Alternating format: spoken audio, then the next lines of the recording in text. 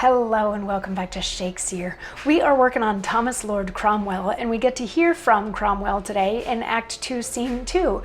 So in Act 2, we've relocated everybody to Antwerp. Well, at least Cromwell and Bagot and the Bannisters. The Bannisters came to Antwerp to try to get away from Bagot, but he followed them there, and he sent his debt memos to Cromwell in advance of his arrival, hoping that Cromwell would then be able to help him recover the debt that Bannister owed. Because remember also, Bagot went around and bought up all of Bannister's debt so that he could really make his life miserable. But in Act 2, Scene 1, Mistress Bannister reached out to Cromwell. She showed up and she's like, "We need help. This man followed us here from London. We don't have the money to pay him back. My husband is about to be arrested. What can you do?" And Cromwell was like, "I will do my best to help you." So in Act 2, Scene 2, yesterday we started off with Bagot, twisting his mustache and saying that literally he hopes Bannister rots in jail, his wife kills herself, and then the kids die of starvation. So he's a super fun guy, but he's like, on to better things. Oh, and also he has all of these jewels that he bought from somebody who had likely stolen them that the governor is holding on to and will likely pay like the full value of these jewels for. So there's also that going on. But then Cromwell came in and Bagot is like, "Oh, hello to you." And Cromwell's like, "Hello, and who are you?" And Bagot is like, "I'm Bagot. I had sent some documents to you."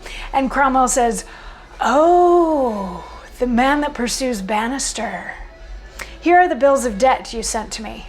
As for the man, you know best where he is. It is reported you have a flinty heart, a mind that will not stoop to any pity, an eye that knows not how to shed a tear, a hand that's always open for a reward. But, Master Bagot, would you be ruled by me? You should turn all these to the contrary. Your heart should still have feeling of remorse. Your mind, according to your state, be liberal to those that stand in need and in distress. Your hand to help them that do stand in want, rather than with your poise to hold them down. For every ill turn, show yourself more kind. Thus should I do. Pardon, I speak my mind." So this is Cromwell saying, "Oh, I know exactly who you are. I have the documents, but you get to go find Bannister yourself. I'm not going to tell you where it is. You probably already know."